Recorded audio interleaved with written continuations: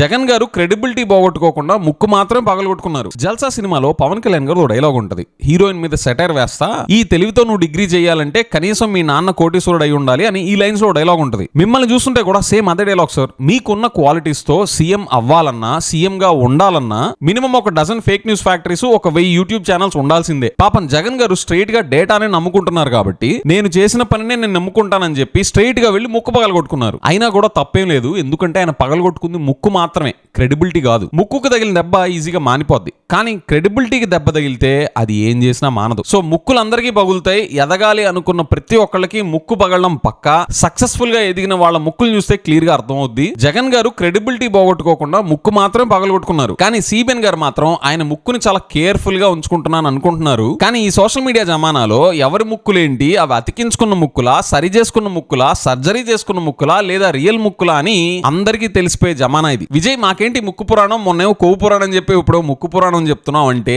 నేను కూడా అనుకోలేదండి, ఫ్లోలో వచ్చేసింది. అండ్ దయచేసి మా లీడర్ ముక్కునంటావా అని జగన్ గారి ఫ్యాన్సో సిబిఎన్ గారి ఫ్యాన్సో నా మీద పడిపోకండి కామెంట్స్ లో. I used it as a metaphor, not literally.